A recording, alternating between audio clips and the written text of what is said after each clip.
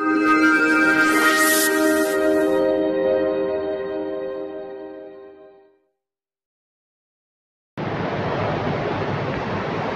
देख ले, एक बार देख लो, एक बार पूरा और विस्तृत से इसको हम नए सीरीज से समझ लेते हैं, तो याद भी रहेगा आपको। वेलकम स्टूडेंट, मैं हूँ टांडे सर और आज हम स्टार्ट करेंगे एसी फंडामेंटल। और एसी फंडामेंटल में हम क्या पढ़ रहे थे बेटा? Power factor. तो पावर फैक्टर के पीछे हम क्यों पड़े हुए हैं? क्योंकि पावर फैक्टर के बगैर इलेक्ट्रिकल में कोई भी चीज़ संभव नहीं है। पावर फैक्टर अच्छा होगा तो एक चीज़ अच्छा है कि सारी मशीन्स जो है वो अच्छे से वर्क करेगी।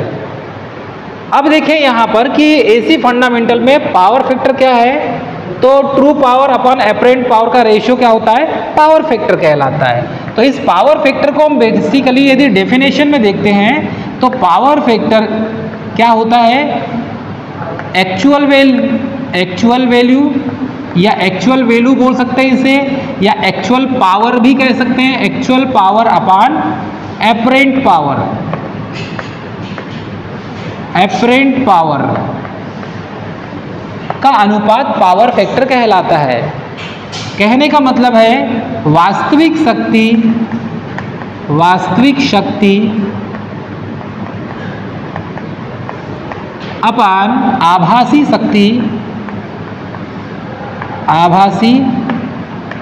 शक्ति का अनुपात क्या कहलाता है बेटा? पावर फैक्टर कहलाता है।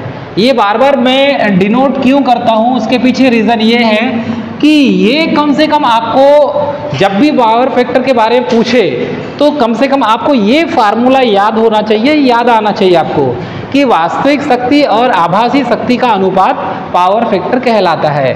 अब यहाँ पर पावर फैक्टर को इम्प्रूवमेंट करने की बहुत सारी मेथड्स हैं, उनमें से ये 3 मेथड मोस्ट इम्पॉर्टेंट है। तो methods of power factor improvement, तो पावर फैक्टर को इम्प्रूवमेंट करने के लिए 3 मेथड का बेसिकली यूज़ करते हैं हम।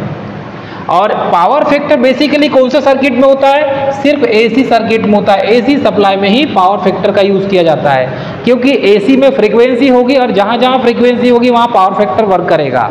ठीक है, अब हम ये कह सकते हैं कि ये जो KVAR है, ठीक है, इस KVAR को हम पावर फैक्टर कह सकते हैं। हमें KVAR में ये जो KVAR है रिएक्टिव वोल्ट एम्पियर, ठीक है, तो ये जो KVAR है किलो वोल्ट एम्पियर, तो रिएक्टिव किलो वोल्ट एम्पियर इसे कहा जाता है। तो इसे हम कह सकते हैं कि ये पावर फैक्टर है या पावर फैक्टर इसे कहा जा सकता है। ठीक है, जहाँ पर भी रिएक्टिव पावर की बात होगी वहाँ पर आप समझ जाएंगे कि हमें पावर फैक्टर को इम्प्रूवमेंट करने के लिए ये जो रिएक्टिव पावर है, इसी रिएक्टिव पावर को बढ़ाना है हमें। तो रिएक्टिव पावर कैसा बढ़ेगा? तो आपने देखा था ऐसा एक डायग्राम, और इस डायग्राम में बेटा आपने कुछ ऐसा इस तरीके से लिखा था। यहाँ पर लिखे थे हमने KVAR, यहाँ पर क्या लिखा था बेटा हमने? किलोवाट, और यहाँ पर क्या लिखा था बेटा हमने? KVA लिखा था कि नहीं? अरे लिखा था कि नहीं? हाँ, तो ये क्या है बेटा? जहां पर R होगा तो इसको क्या कहेंगे हम? Reactive power. जहां पर R लिखा होगा वहां क्या है बेटा? Reactive power. और जहां पर किलोवाट लिखा हुआ है मतलब क्या है बेटा? ये एक्टिव पावर। और जहां पर KVA लिखा हुआ है वो क्या हो जाएगा बेटा?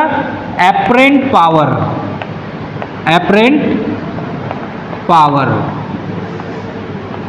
ठीक है, अब देखिए पावर फैक्टर क्या होता है? एक्चुअल पावर और एपरेंट पावर। तो ये एक्चुअल पावर, ठीक है, इस एक्चुअल पावर अपान क्या हो जाएगा? Apparent power. इसका अनुपात क्या कहलाता है बेटा? पावर फैक्टर कहलाता है। तो हमें पावर फैक्टर को इम्प्रूवमेंट करना है, तो पावर फैक्टर के इम्प्रूवमेंट के लिए रिस्पॉन्सिबल कौन होगा, जिम्मेदार कौन होगा? तो ये KVAR अर्थात कि रिएक्टिव पावर जिम्मेदार होगा। तो हम किसी भी ऐसी सर्किट में जब पावर फैक्टर को इंप्रूवमेंट करना है तो हमें रिएक्टिव पावर को बढ़ाना होगा, और रिएक्टिव पावर का इंप्रूवमेंट करना है तो सबसे अच्छा तरीका है कि हम कैपेसिटर का यूज करें। तो कैपेसिटर का यूज करेंगे तो ये इसका फेजर डायग्राम, ये डायग्राम का है बेटा, ये फिगर क्या है, फेजर डायग्राम का है। अब ये फेजर डायग्राम में यदि हम देखते हैं, चलिए सबसे पहले हम देखा तो यहाँ पर एक पहली मेथड है स्टैटिक कैपेसिटर का यूज करके, मतलब स्टैटिक की जगह यदि हटा दें तो कैपेसिटर बचता है, मतलब कैपेसिटर का यूज करके सबसे पहली मेथड है कि हम एक कैपेसिटर का यूज करके पावर फैक्टर को इंप्रूवमेंट कर सकते हैं। लेकिन ये किसी सर्किट में पावर फैक्टर लगेगा, हमको इंप्रूवमेंट करने के लिए कैपेसिटर लगेगा, तो ये कैपेसिटर क्या काम करके या किसको चेंज करके, किस चीज के मान को चेंज करके पावर फैक्टर को इंप्रूवमेंट करेगा, तो ये करेगा रिएक्टिव पावर के मान को चेंज करके। चलिए यहां पर हम देखते हैं बेटा, यदि हम स्टैटिक कैपेसिटर का यूज करके पावर फैक्टर को इंप्रूवमेंट करते हैं तो ये जो इतना भाग है यहां पर दिख रहा है आपको, इस सर्किट में L लगा हुआ है, इंडक्टिव कॉइल लगी हुई है। L क्या है बेटा, इंडक्टिव कॉइल, इंडक्टर है ये, और R क्या है बेटा, रजिस्टर है, और ये दोनों मिलकर क्या है, एक लोड है। इंडक्टर और रजिस्टर ये दोनों मिला के क्या हो गया बेटा, लोड है। तो लोड के पैरेलल में किसको लगाया जाता है, कैपेसिटर को। तो जब भी लोड के नियर बाय में हम कैपेसिटर का यूज करेंगे तो उससे क्या हो जाएगा, और वो कैपेसिटर कैसा होना चाहिए बेटा, पैरेलल में होना चाहिए। कैपेसिटर कैसा होना चाहिए, पैरेलल में, मतलब कि समांतर में जुड़ेगा, श्रेणी में नहीं जुड़ेगा। जब भी पावर फैक्टर इंप्रूवमेंट करोगे तो किसी भी सर्किट के समांतर में कैपेसिटर को लगाया जाता है, तब ही पावर फैक्टर इंप्रूवमेंट होगा, क्योंकि ये ऊपर वाला प्लस नीचे वाला माइनस इस टाइप से होगा ये, ठीक है। तो स्टैटिक कैपेसिटर का यूज करते हैं तो इसे कैसे करते हैं बेटा, सर्किट में पैरेलल में यूज करते हैं, मतलब आपकी समांतर में यूज करेंगे। और ये नियर बाय किसके लगेगा, लोड के, मतलब RL लोड नियर बाय किसके लगेगा, लोड के पास में लगेगा और लोड के समांतर में लगेगा। कॉन्सेप्ट समझ आ रहा है ना आपको, ये लोड के समांतर में लगेगा। देख लीजिए ये RL लोड है और उसके समांतर में क्या लगा है, कैपेसिटर लगा है। तो जब भी हम स्टैटिक कैपेसिटर का यूज करेंगे तो लोड के समांतर में ही लगाएंगे, ठीक है। और इसकी रेटिंग क्या होती है, kVAR में होती है। ये जो कैपेसिटर है इसकी रेटिंग क्या होगा, kVAR में होगा।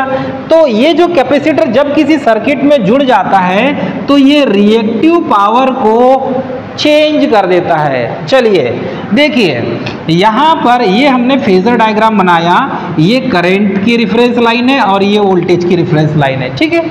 ग्राफ खींचेंगे तो करंट और वोल्टेज के बीच में खींचेंगे, ये क्या हो जाएगा बेटा, एक्स एक्सिस हो जाएगा, और ये कौन सा हो जाएगा, वाई एक्सिस हो जाएगा, ठीक है। इसको यदि बनाए तो ये इस टाइप से बनेगा, और ये बीच वाला क्या हो जाएगा बेटा, रेफरेंस पॉइंट होगा। ये एक्स एक्सिस हो गया, ये वाई एक्सिस हो गया। तो जब आप ग्राफ खींचेंगे तो ग्राफ कैसे खींचेंगे, देखिए ये जो IC है ये कैपेसिटर में फ्लो होने वाली करंट है। यहाँ पर यदि मैं IC से डिनोट कर दूं और यहाँ पर जो करंट है टोटल I है, तो जब इस सर्किट में करंट फ्लो करेंगे तो यहाँ पर करंट दो पार्ट में डिवाइड हो जाएगी। तो यहाँ पर IC करंट फ्लो होने लगेगी और यहाँ पर जो है IL करंट फ्लो होने लगेगी, होगी कि नहीं। अब ये जो IC करंट है मतलब कैपेसिटर में फ्लो होने वाली current, this is called IC, capacitor में फ्लो होने वाली करंट। इस करंट का ये जो है एक्सिस ये IC करंट का हो गया। अब यहाँ पर एक रेफरेंस पॉइंट आता है 0, जब ग्राफ प्लॉट करते हैं तो हम, तो यहाँ से लेकर यहाँ तक वोल्टेज की रेफरेंस लाइन है ये। अब देखिए इन दोनों के बीच में, करंट और वोल्टेज के बीच में कितने डिग्री का एंगल है, 90 डिग्री का एंगल है। तो जब भी यदि पावर फैक्टर को इंप्रूवमेंट करना है तो पावर फैक्टर जब इंप्रूवमेंट करेंगे तो ये जो नीचे वाला जो लाइन है, मतलब कि ये वाला सेक्शन है, ये सेक्शन हो गया पॉजिटिव वाला, ठीक है, और ये सेक्शन क्या हो जाएगा, नेगेटिव वाला। तो यहाँ पर ये जो है वोल्टेज के नीचे में यदि ग्राफ प्लॉट होगा तो पावर फैक्टर का इंप्रूवमेंट दिखेगा आपको। देखिए यहाँ पर ये जो रेफरेंस लाइन है ये कैपेसिटर में फ्लो होने वाली करंट की लाइन है। पहले ये लाइन यहाँ ऊपर हुआ करती थी, अब वो कहाँ आ गई, इधर नीचे आ गई। ठीक है, तो इन दोनों के बीच में IL cos फाई और यहाँ पर इन दोनों के बीच में जो बनेगा वो IL sin फाई का बनेगा। तो एक रिएक्टिव पावर का हो जाएगा और एक एक्टिव पावर का हो जाएगा। तो इन दोनों के बीच में फाई 1, इन दोनों के बीच में क्या एंगल बन जाएगा, फाई 1 बन जाएगा। पहले रेफरेंस लाइन ये वाली थी, अब जैसे ही हमने पैरेलल में कैपेसिटर को लगाया तो रेफरेंस लाइन कहाँ से बन गई बेटा, यहाँ से बन गई। मतलब कि ये जो IC करंट है ये कहाँ उठ के आ गई, इसकी लाइन यहाँ पर उठ के आ गई नीचे की ओर। तो इससे क्या हो जाएगा, पावर फैक्टर एंगल बहुत ज़्यादा था यहाँ पर, ये फाई जो एंगल है पावर फैक्टर एंगल इन दोनों के बीच का था फाई। लेकिन अब जो है जैसे ही हमने पैरेलल में कैपेसिटर लगाया तो यहाँ पर इन दोनों के बीच का जो एंगल है फाई 1 हो गया। ठीक है, इसीलिए इसे IC डैश से रिप्रेजेंट किया गया है। पहले IC था, जैसी कैपेसिटर लगाए तो हमने क्या हो जाएगा, IC डैश हो जाएगा, उसके ऊपर डैश आ जाएगा, और ये जो फाई एंगल था वो क्या हो जाएगा, फाई 1 एंगल हो जाएगा। तो इस तरीके से हम kVAR की रेटिंग को इम्प्रूवमेंट करके पावर फैक्टर को इम्प्रूवमेंट कर सकते हैं, बढ़ा सकते हैं। सेकेंड मेथड हो जाती है यहाँ पर। ठीक है, हाँ एक और चीज़, स्टैटिक कैपेसिटर का यूज़ कहाँ किया जाता है। तो स्टैटिक कैपेसिटर का यूज़, इस मेथड का यूज़ कहाँ करते हैं हम, बड़ी बड़ी फैक्ट्रियों में, ठीक है, बड़ी बड़ी इंडस्ट्रीज में, ठीक है, बड़े बड़े वर्कशॉप में, बड़े बड़े इंडस्ट्रीज में, बड़ी बड़ी फैक्ट्रीज में, ठीक है, बड़े बड़े वर्कशॉप में स्टैटिक कैपेसिटर का यूज़ करके हम क्या करते हैं, पावर फैक्टर को इम्प्रूवमेंट करते हैं। दूसरा, बड़े बड़े सब स्टेशन में भी इसका यूज़ किया जाता है, और इसको उस समय क्या कहते हैं बेटा हम, कैपेसिटर बैंक। क्या कहते हैं बेटा हम, कैपेसिटर बैंक। बहुत सारे कैपेसिटर को जोड़कर, बहुत सारे कैपेसिटर को मानकर चलिए यहाँ आप इतने सारे स्टूडेंट बैठे हो, सबको मैं एक कैपेसिटर बोल दूँ और सबको मैं पैरेलल में एक साथ कनेक्ट कर दूँ, कुछ को सीरीज में कुछ को पैरेलल में कर दूं, और सबको पैरेलल में कनेक्ट करने के बाद आपका जो लास्ट सिरा निकलेगा, ठीक है, मानकर चलिए ये 2-3 कैपेसिटर है, ये एक कैपेसिटर हो गया, ये दूसरा कैपेसिटर हो गया, ये तीसरा कैपेसिटर हो गया। ठीक है, मतलब पैरेलल में कितने हो गए बेटा, यहाँ पर अब 3 कैपेसिटर हो गए। अब ये तीनों कैपेसिटर से वायर निकाल कर मैंने यहाँ पर एक फेस को और एक न्यूट्रल वाले वायर में मैंने जोड़ दिया, पावर फैक्टर इंप्रूवमेंट हो जाएगा। तो यही चीज़ जो है बहुत सारे कैपेसिटर को जोड़कर बनाया जाता है कैपेसिटर बैंक, और इसका यूज़ सब स्टेशन में करते हैं। जो बास में आपने देखा होगा 33 kV सब स्टेशन, ठीक है, 33 kV sub station, 11 kV sub station, 132 kV sub station, यहाँ पर जाओगे आप 66 kV सब स्टेशन। तो यहाँ पर पावर फैक्टर को इम्प्रूवमेंट करने के लिए बेसिकली 132 तो बहुत दूर की बात है, 33 और 66 और 11 kV में, 33 kV, 66 kV और 11 kV में सबसे ज़्यादा कैपेसिटर बैंक का यूज़ किया जाता है। क्लियर है, कॉन्सेप्ट समझ में आ रहा है सभी को। तो ये मेथड कहाँ कहाँ यूज़ किया जाता है ये पूछा जाता है एग्जाम में। सेकंड है सिंक्रोनस कंडेंसर। सेकंड क्या है बेटा, सिंक्रोनस कंडेंसर। ये जो वर्ड है सिंक्रोनस मतलब होता है तुल्यकालिक, ठीक है, कंडेंसर मतलब कैपेसिटर ही होता है, कैपेसिटर को हम कंडेंसर ही कहते हैं, ठीक है। लेकिन कोई मूवमेंट करने वाली वस्तु हो, जैसे मशीन, ये जो सिंक्रोनस मोटर है ये घूमती है, इसके अंदर का स्पेयर पार्ट घूमता है, रोटर पार्ट घूमता है, इसीलिए हम इसको सिंक्रोनस कंडेंसर या सिंक्रोनस मॉडिफायर भी कहते हैं इसको हम, ठीक है। जैसे यहाँ पर सिंक्रोनस कंडेंसर लिखा है, कहीं पर सिंक्रोनस मॉडिफायर भी लिखा होगा, तो भी बात एक ही है, ठीक है। अब इसका यूज क्यों करते हैं हम, तो देखो छोटी मोटी लाइन के लिए तो स्टैटिक कैपेसिटर का यूज करेंगे, लेकिन बड़ी रेटिंग वाली है, बड़ी लाइन के लिए, तो ये जो सिंक्रोनस कंडेंसर है इसका भी यूज पावर फैक्टर को इंप्रूवमेंट करने के लिए किया जाता है। अब ये सिंक्रोनस कंडेंसर क्या है भाई साहब? तो सिंक्रोनस कंडेंसर एक प्रकार की सिंक्रोनस मोटर है और सिंक्रोनस मोटर बेसिकली तीनों पावर फैक्टर पे वर्क करती है, लैगिंग पावर फैक्टर पर, लीडिंग पावर फैक्टर पर और यूनिटी पावर फैक्टर पर। लेकिन इस सिंक्रोनस मोटर की एक खासियत होती है कि यदि इस सिंक्रोनस मोटर को ओवर एक्साइटेड कर दिया जाए, ओवर एक्साइटेड कर मतलब इसकी कॉइल में पोल को ज़्यादा एक्साइटेड कर दे, आवश्यकता से अधिक इसको एक्साइटेड कर दिया जाए, तो ये लीडिंग पावर फैक्टर हमें आउटपुट के रूप में देती है। और जब लीडिंग पावर फैक्टर देगी हमें, मतलब पावर फैक्टर को इंप्रूवमेंट करके देगी, तो उसका यूज़ हम एज अ सिंक्रोनस कंडेंसर के रूप में कर सकते हैं, वो भी पावर फैक्टर के इंप्रूवमेंट के लिए।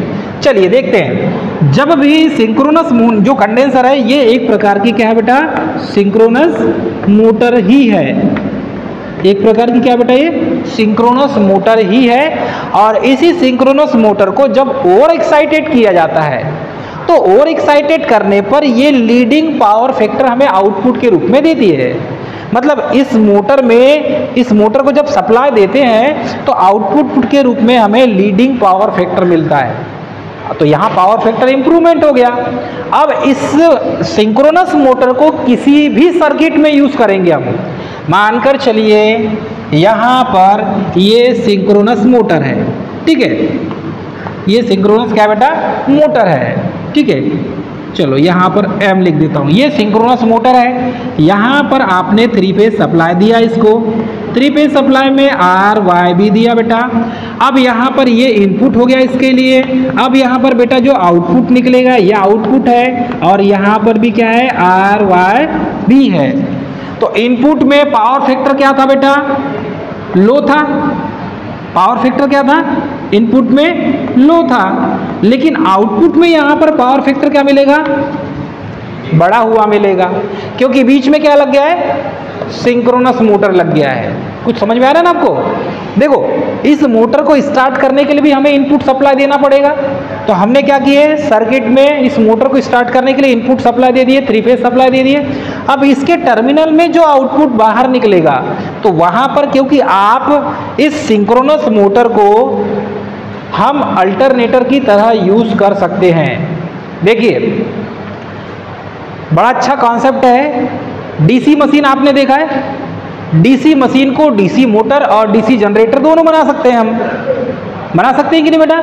वैसे ही सिंक्रोनस मोटर को हम अल्टरनेटर भी बना सकते हैं और उसको सिंक्रोनस मोटर भी बना सकते हैं। मतलब कि सिंक्रोनस मोटर अल्टरनेटर की तरह ही वर्क करता है, जैसे डीसी मोटर डीसी जनरेटर की तरह ही वर्क करता है, लेकिन दोनों एक इनपुट दो तो आउटपुट के रूप में इलेक्ट्रिकल एनर्जी देगा। वैसे ही यहाँ पर भी सिंक्रोनस जो कंडेंसर है अर्थात सिंक्रोनस मोटर, इसको अल्टरनेटर की तरह ही यूज करते हैं।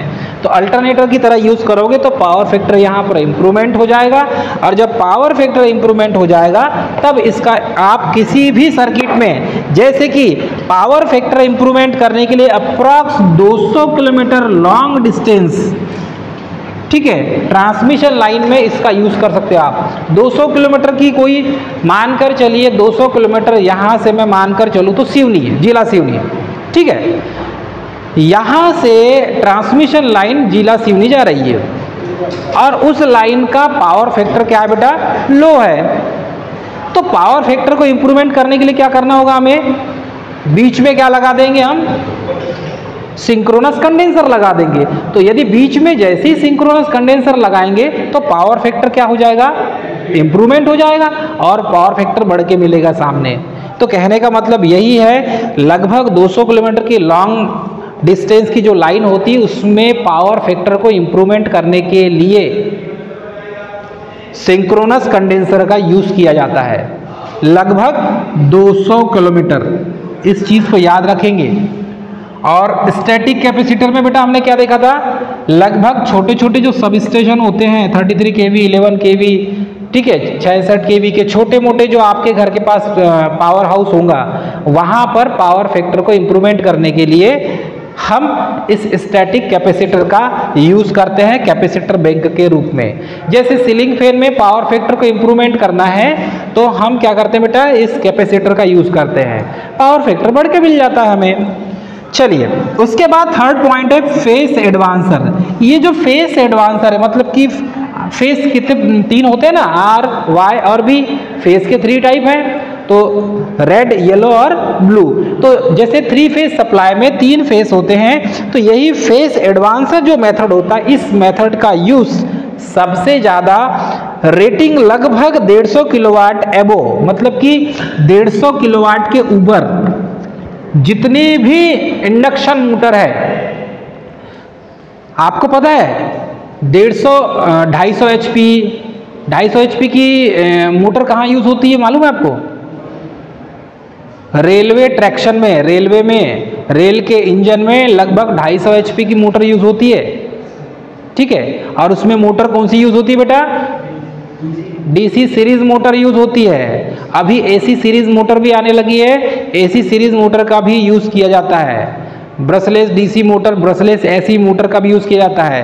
तो यहां पर लगभग 150 किलोवाट के ऊपर रेटिंग वाली जो है इंडक्शन मोटर, इस इंडक्शन मोटर का पावर फैक्टर यदि इंप्रूवमेंट करना है तो हम फेस एडवांसर मेथड का यूज करेंगे, अन्यथा फेस एडवांसर मेथड का फिर दूसरी जगह यूज नहीं है। लगभग 150 किलोवाट के ऊपर रेटिंग वाली जितनी भी इंडक्शन मोटर है, जैसे कि आप पोहा मिल में जाएंगे, आरा मिल में जाएंगे, वहां पर बड़ी बड़ी इंडक्शन मोटर होती है।